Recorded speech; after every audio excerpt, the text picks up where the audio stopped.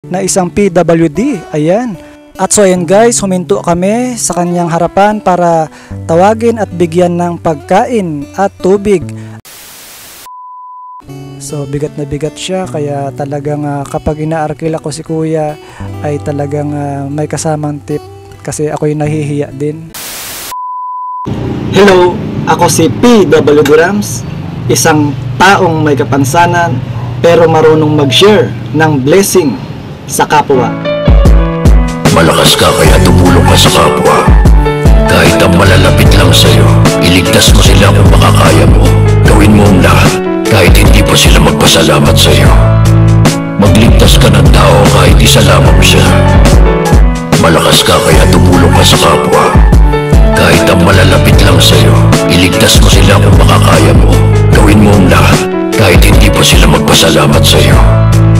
Magligtas ka ng tao kahit isa lamang siya. Kapag namatay ka, dapat maraming dumalaw sa'yo. Huwag kang gumayas sa tulad ko. Yon! Hello guys! Welcome back to my YouTube channel. Kamusta kayo? PWD Rams. So guys, today's video, narito po ako sa tricycle. Ako po ay nag-arkila at kasama ko yung aking anak. So, pupunta ako ngayong araw sa hospital para magpa-check up at magpa-change hose catheter. So, bago po ako makapunta ng hospital ay minabuti ko, total malayo naman ang aking pupuntahan, 15 minutes naman din yung biyahe. So, magsishare ako ng blessing sa aking mga madadaanan na karapat-dapat na pwede pagbigyan ng pagkain. Ayan. Opo guys, mamimigay po ako ng pagkain at tubig. Ayan. So, dito po sa highway at nagtatanaw ako ng pwede kong pagbigyan ng pagkain na karapat-dapat.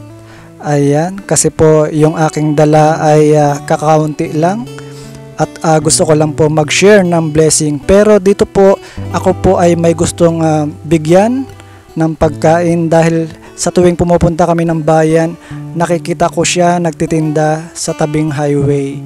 At ayan nga po, aabutan ko po ng pagkain. Ayan si kuya, nagtitinda ng sako at ng palamig, buko juice.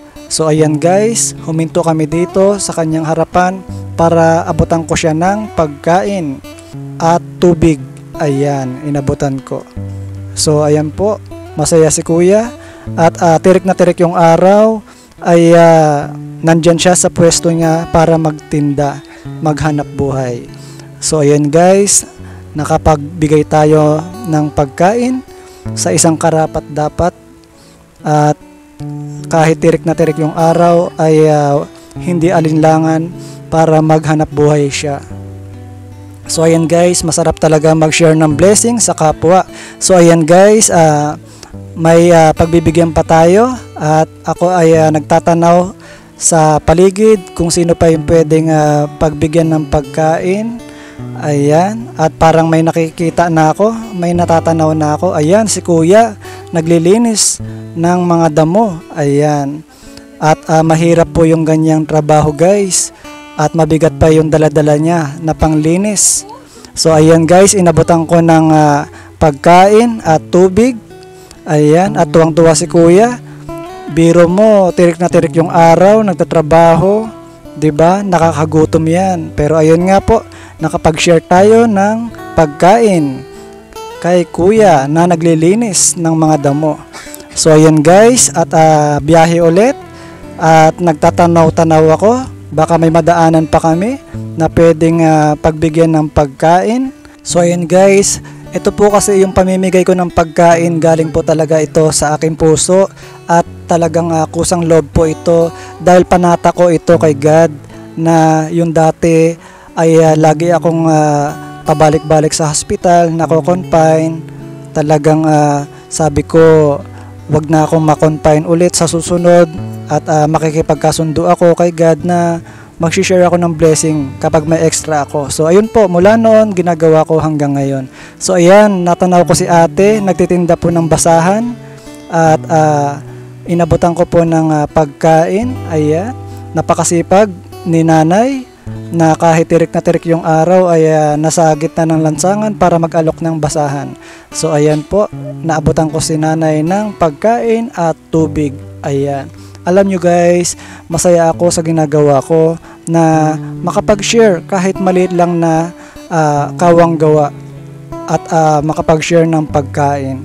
So ayun guys, habang nagbabiyahe kami ay may nakita ulit ako, natanaw ako na naglalakad na isang PWD. Ayan. At so ayan guys, huminto kami sa kanyang harapan para tawagin at bigyan ng pagkain at tubig. At tinanong ko si tatay kung saan pupunta, bala ko sanang isabay sa tricycle, pero sabi niya malapit na po yung kanyang pupuntahan. So inabutan ko ng pagkain at tubig at sinabi ko bakit wala siyang payong, sabi niya malapit na nga daw po yung kanyang pupuntahan. So ayan guys, nabigyan natin si tatay ng pagkain, ayan, isang PWD. So ayan guys, kami naman po ay dediretso na sa hospital. Ayan, binabaybayan na namin ang highway at papunta kami sa hospital. Pero ayun nga, double purpose ang aking ginawa. Yung mamigay ng pagkain, mag-share ng blessing sa kapwa, sa mga madadaanan, at syempre para makapagpa-check up na rin ako at makapagpa-change hose catheter sa aking doktor. Ayan. So ayan guys, at kami ay binabaybay na namin yung highway papunta sa hospital. Ayan, medyo malapit na rin kami guys sa hospital at aking natatanaw na yung building. So ang biyahe dito guys ay 15 minutes lang naman po yung biyahe namin para makarating po sa hospital. So medyo natagalan lang gawa ng naghanap pa kami ng pwedeng pagbigyan ng pagkain. Gusto ko kasi makapag-share ng pagkain sa kapwa. Ayan po yung hospital na pinupuntahan ko.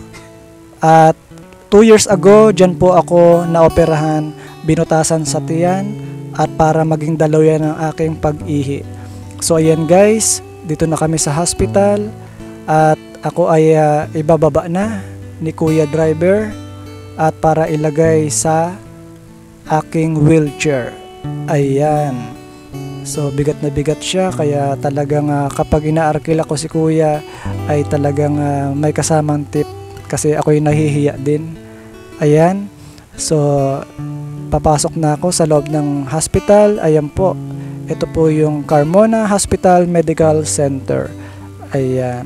Bali dito po ako nagpapa-check up at dito din po ako nagpapa-change hose catheter. So ayan guys, papasok na ako dito sa loob. 20 minutes later. At so ayun guys, mabilis lang po yung proseso at natapos na po yung aking pakay dito. Nagpa-check up na at nagpa-change hose catheter. Ayan. Syempre, kailangan na naman bumili ng mga gamot dahil nga niresetahan ako. Pero ayun nga po. So double purpose naman ang aking nagawa ngayong araw. Nakapag-share ng blessing at nakapunta ng hospital. So ayun guys, kami ay pauwi na at biyahe ulit pabalik sa aming lugar. So masaya ako dahil nakapagpa-check up ako at nakapagpa-change hose catheter at maging nakapag-share din ng blessing sa kapwa. Ayan po yung aking panata na mag-share ng blessing kapag may extra blessing. Ayan. Masarap po talaga mag-share ng blessing sa kapwa. Kasi ayan po yung kinalulugdan ni God.